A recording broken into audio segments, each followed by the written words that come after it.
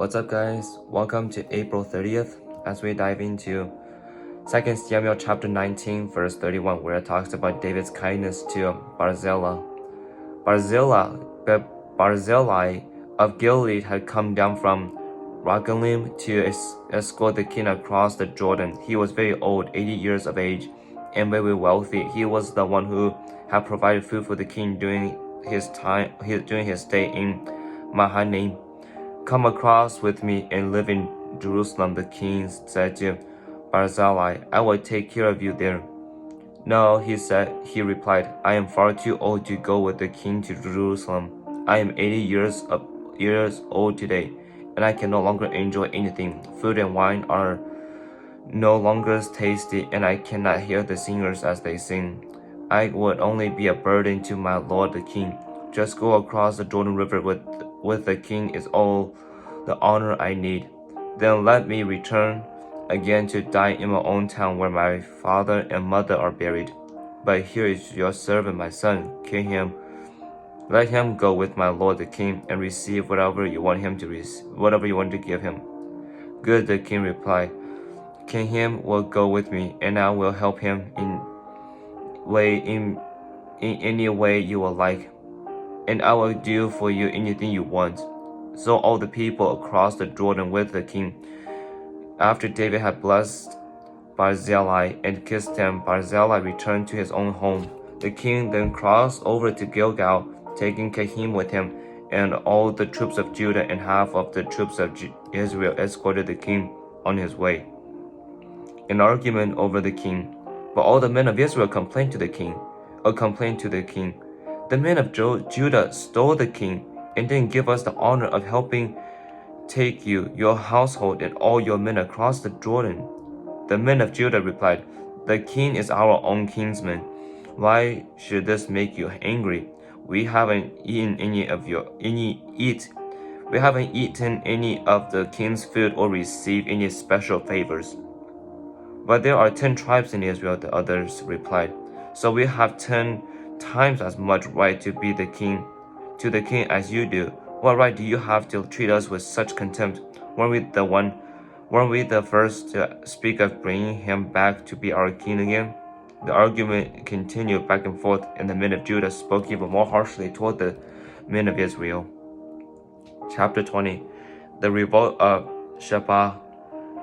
There happened to be a troublemaker there named Sheba, son of Bechri, a man from the tribe of Benjamin. Sheba blew a ram's horn and began to chant, Down with the dynasty of David! We have no interest in the son of Jesse. Come on, you men of Israel, back to your homes. So all the men of Israel deserted David and followed Sheba, son of Bechri. But the men of Judah stayed with their king and escorted him from the Jordan River to Jerusalem. When David came to his palace in Jerusalem, he took the 10 concubines he had left to look after the place and placed them in seclusion. Their needs were provided for, but he no longer slept with them. So each of them lived like a widow until she died. Then the king told Amasa, Mobilize the army of Judah within 3 days and report back at that time. So Amasa went out to notify Judah, but it took him longer than the time he had been given. Then David said to him, Abishai, Sheba, son of Bechri, is going to hurt us more than Absalom did. Quick, take my troops and chase after him before he gets into a fortified town where we can't reach him. So Abishai and Joab, together with the king's bodyguard and all the mighty warriors, set out from Judah to go after Sheba. As they arrived at the great stone in Gibeon, Amasa met them. Joab was wearing his military tunic with the dagger strapped to his belt. As he stepped forward to greet Amasa, he slipped the dagger from its sheath. How are you, my cousin? Joab said, and took him by the beard with his right hand, as though to kiss him. Amasa didn't notice the dagger in his left hand, and Joab stabbed him in the stomach with it, so that his insides gushed out into the ground. Joab did not need to strike again, and Amasa soon died. Joab and his brother Abishai left him lying there and continued after Sheba. Once one of Joab's young men shouted to Amasa's troops, "If you are for Joab and David, come and follow Joab." But Amasa lay in his blood in the middle of the road, and Joab's men saw that everyone was stopping to stare at him. So he pulled himself off the road into a field and threw a cloak over him. With Amasa's body out of the way, everyone went on with Joab to capture Sheba, son of Bichri. Meanwhile, Sheba traveled through all the tribes of Israel and eventually came to the town of Abel Beth Maachah. All the members of his own clan, the Bichrites, assembled for battle and followed him into the town. But when Joab's force arrived, they attacked Abel Beth Maachah. They built a siege ramp against the town's fortifications and began battering down the wall. But a wise woman in the town called out to Joab, "Listen to me, Joab. Come over here so I can talk to you." As he approached, the woman asked, "Are you Joab?" "I am," he replied. So she said, "Listen carefully to your servant." "I'm listening," he said. And she continued, "There used to be a saying, if you want to settle in an argument, ask advice at the town of Abel. I am the one who is peace, loving, and faithful in Israel. But you are destroying an important town in Israel. Why would you want to devour what belongs to the Lord?" And Joab replied, "Believe me, I don't want to devour or destroy your town. That's not my purpose. All I want is a man named Sheba, son of Bichri, from the hill country of Ephraim, who has revolted against King David. If you hand over this one man to me, I will leave the town in peace." "All right," the woman replied. "We will throw his head over the wall to you." Then the woman went to all the people with her wise advice, and they cut off Sheba's head and threw it out to Joab. So he blew the ram's horn and called his troops back from their attack. They all returned to their homes, and Joab returned to the king at Jerusalem. Now Joab was the commander of the army of Israel. Benaiah, son of Jehoiada, was captain of the king's bodyguard. Adoniram was in charge of forced labor. Jehoshaphat, son of Ahilud, was the royal historian. Sheva was the court secretary. Zadok and Abiathar were the priests, and Ira, a descendant of Jair, was David's personal priest. Psalm 7, a psalm of David, which he sung to the Lord concerning Cush of the tribe of Benjamin. I come to you for protection, O Lord my God. Save me from my persecutors. Rescue me. If you don't, they will maul me like a lion, tearing me to pieces with no one to rescue me. O Lord my God, if I have done wrong or am guilty of injustice, if I have betrayed a friend or plundered my enemy without cause, then let my enemies capture me. Let me trample me into the ground and drag my honor in the dust. Arise, O God, in anger. Stand up against the fury of my enemies. Wake up, my God, and bring peace, or bring justice. Gather the nations before you. Rule over them from on high. The Lord judges the nations. Declare me righteous, O Lord, for I am innocent, O Most High. And in the evil of those who are wicked, and defend the righteous. For you look deep within the mind and heart, O righteous God. God is my shield, who's saving those whose hearts are true and right. God is an honest judge. He is angry with the wicked every day. If a person does not repent, God will sharpen his sword. He will bend and string his bow. He will spare his deadly weapon and shoot his flaming arrows. The wicked conceive evil. They are pregnant with trouble and give birth to lies. They dig a deep They dig a deep pit to trap others, then fall into it themselves. The trouble they make for others backfires on them. The violence they plan falls on their own heads. I will thank the Lord because He is just. I will sing praise to the Lord Most High. Chapter 21. David avenges the Gibeonites.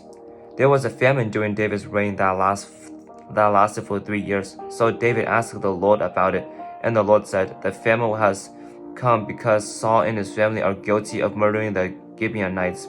So the king summoned the Gibeonites. They were not part of Israel, but were all that were left of the nation of the Amorites. The people of Israel had sworn not to kill them, but Saul, in his zeal for Israel and Judah, had tried to wipe them out. David asked them, "What can I do for you? How can I make amends so that you will be blessed?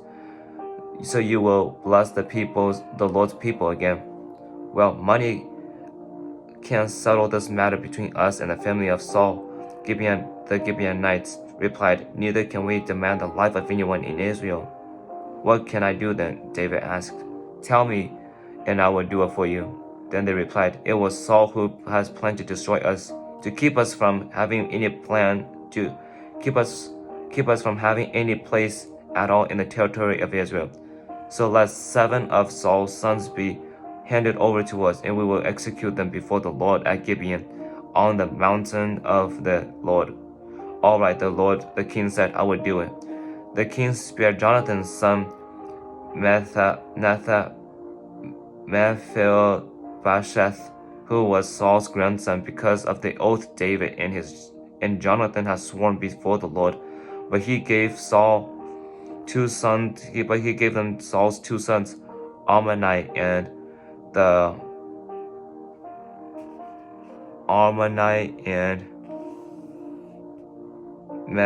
Mephibosheth, whose mother was Zippah, daughter of Aiah. He also gave them the 5 sons of Saul's daughter Merab, the wife of Adriel, son of Barzillai, from Meholah. The men of Gibeon executed them on the mountain before the Lord, and so all 7 of them died together at the beginning of the barley harvest. Then Zippah, daughter of Aiah, the mother of the 2 of the men, spread burlap on a rock and stayed there the entire harvest season. She prevented the scavenger birds from tearing at their bodies during the day and stopped wild animals from eating them at night. When David learned what Zippah, Saul's concubine, had done, he went to the people of Jabesh Gilead and retrieved the bones of Saul and his son Jonathan. When the Philistines had killed Saul and Jonathan on Mount Gilboa, the people of Jabesh Gilead stole their bodies from the public square of Bethshan, where the Philistines had hung them. So David obtained the bones of Saul and Jonathan, as well as the bones of the men the Gibeonites had executed. Then the king ordered that they bury the bones in the tomb of Kish, Saul's father, at the town of Zelah in the land of Benjamin. After that, God ended the famine in the land. Battles against Philistine giants. Once again, the Philistines were at war with Israel, and when David and his men were in the thick of battle, David became weak and exhausted. Ishbi-Benob was a descendant of the giants. His bronze spearhead weighed more than 7 pounds, and he was armed with a new sword. He had cornered David and was about to kill him, but Abishai, son of Zeruiah, came to David's rescue and killed the Philistine. Then David's men declared, "You are not going out to battle with us again. Why risk snuffing out the light of Israel?" After this, there was another battle fought against the Philistines at Gob. As they fought, Sabbakai from Hashai killed Saph, another descendant of the giants. During another battle at Gob, Elkanah, son of Jair, from Bethlehem, killed the brother of Goliath of Gath. The handle of his spear was as thick as a waver's beam. In another battle with the Philistines at Gath, they encountered a huge man with 6 fingers on each hand and 6 toes on each foot, 70 or 24 in all, who was also a descendant of the giants. But when he defiled and taunted Israel, he was killed by Jonathan, the son of David's brother Shemiah. These 4 Philistines were descendants of the giants of Gath, but David and his warriors killed them. 1 Chronicles chapter 20, verse 4 to 8. After this, war broke out with Philistines at Gazer as they fought. Shebbekai from Heshah killed Saph, a descendant of the giants, and so the Philistines were subdued. During another battle with the Philistines, Elhanan, son of Jair, killed Lahmi, the brother of Goliath of Gath. The handle of Lahmi's spear was as thick as a weaver's beam. In another battle with the Philistines at Gath, they encountered a huge man with 6 fingers on each hand and 6 toes on each foot, 24 in all, who was also a descendant of the giants. But when he defiled and taunted David, he was killed by Jonathan, the son of David's brother Shemiah. These Philistines were descendants of the giants of Gath, but David and his warriors killed them. And so that's the info today. Wow, we are already ending this month, which is absolutely insane.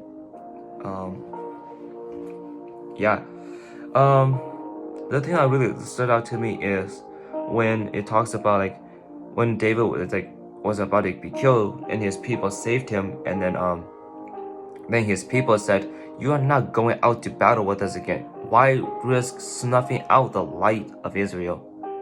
And so as we think about the whole idea of light of Israel, as I try to think of it, trying to meditate, it's reflect on how I can apply to our life. It's who has been a light to us in our lifetime? Who has been a light? Who has helped us grow our faith for God? Who in our life has helped us on our faith journey? And for me, it's I shared this before.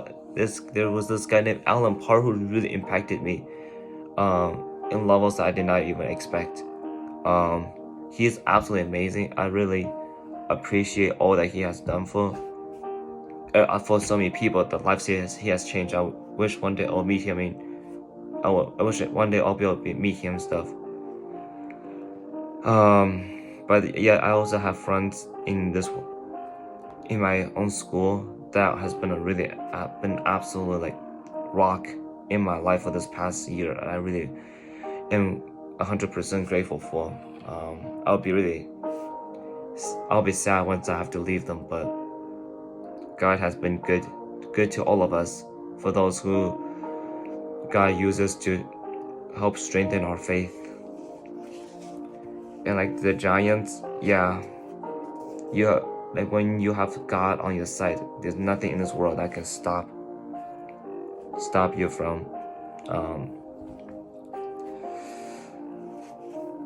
from accomplishing God's goals.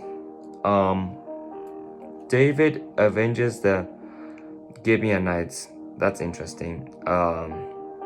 Yes, even though Saul and his family are guilty of murdering the Gibeonites, I feel like the way David went about it is kind of really hard, because there was a Bible verse that says a son should be punished for his own sins, not for the sins of his father, and a father should not be punished because of the sins of his sons. But yeah, it's how is that applied to how can we tie that to what happened here? But then I realized that it is at the end of the day Saul and his family who are the ones who contributed to the death of these many Gibeonites who were supposed to be in peace and in relations with Israel. But yeah, and then we kind of talked about Psalm 7.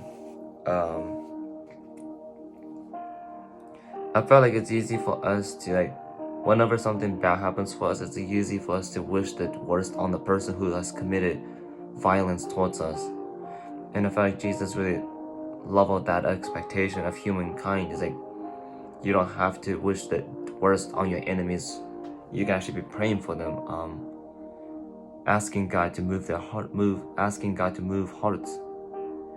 And then for me, it was just like, wow, it's like Psalm 7 is not like, it's all about like asking God to come and destroy basically the enemies. But like in the beginning where it talks about, I come to you for protection, oh Lord my God, save me from my persecutors, rescue me. I felt like for me, God has really delivered me from my persecutors this past few months. And that persecutor could either be a person or a fear, basically. And so for me, it's like a sense of fear. It's like I had a really strong sense of fear of talking in front of people, because I didn't think I'm worthy to talk to people about God. But then God says like, stop worrying about what happened. I have forgiven you. I guess that's also like shame could be like a prosecutor in my life. It's like I've dealt with shame for so long. It has held me like in chains, but God is able to break that chain and set me free from those, protect me from those evil thoughts of keep reminding me of the things I've done in the past, things that God has clearly forgiven me for. Because like God does not want us to keep living a life of shame and guilt. He wants us to flourish. He wants us to learn from our mistakes, not be sitting within our mistakes and stuff. But yeah, that was just something that stood out to me. I don't really like Joab, to be honest. I think I shared this many times, but it's like his lust to kill is kind of really getting out of control. So it was, yeah, majority of this today was reading is about him killing people, which is unfortunate. But and then we talk about an argument over the king, which is interesting because it's like I don't know. It's like I don't know why we have to. Why is that we can't have the? Why is that we struggle with being okay with where we are in life? Why is that we struggle with not being the best at everything that we do? It's like the people of Israel were arguing with the men of Judah about how like they felt like Judah is getting special treatment from David, while the men of Judah claims not that David does not do that. It's just like I don't know like what it is about humans that we cannot be satisfied with what we have. We cannot be satisfied with the position that God has given us. It's like, can we learn to be grateful for the ways that God has blessed us? Be grateful for the ways that He has set us. Be grateful for where we are in our life, and not be like constantly wanting to be taking each other down, tearing each other down because we want to prove to them that we're more worthy, better than them. I don't know. That's just something that stood out to me. And then obviously David's kindness to Barzillai, it's just amazing. It's like David's kindness towards his enemies is one that I did not really fully encapsulate, fully understand until reading this book of 2 Samuel.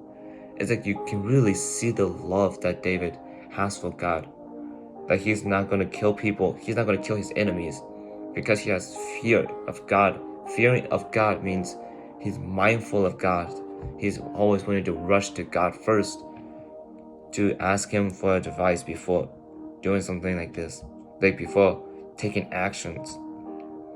And so I just really love David. It's like I think I'm going to take my name a little bit more with a sense of pride. It's like I'm being named after this amazing guy. King David is absolutely amazing. I'm not denying that. But it's like reading his story more helps me to kind of get a better understanding of who he is and stuff. He like I said before, it's like David is being described as a light in Israel. Like these are the kind of the things that he does that makes people around him flourish. That somehow him being there is like a presence, is like a blessing to everyone around him. And yeah, that's just something I kind of want to bless you guys with. It's like, I hope that you guys know that you are a light in someone else's life. You are a light to somebody else's life, that God looks down on you with love, with joy, and is obviously pleased with you. And so I just pray that you, as we walk each day, that may we walk with confidence in the love of God in us, knowing that God loves us, that He is patient with us, that He cares about us, that He is pleased with us. Like when we start to have those mentalities, it in our life, it wipes away all the pride, all the shame, all the guilt. Like, it makes you see life in like a whole new perspective, and you act differently. You feel happier because of it, because you're basically wearing the love of God with you wherever you go. And so yeah, I just wanted to pray that over you guys, that just to let you guys know that you guys are doing great work for God. I want you guys to keep going. Yeah, and just remember that at the end of the day, I do this, people, all other Christian contents do this. I pray because they love God, that they want to glorify Jesus in every way and stuff. So may we go and walk with God.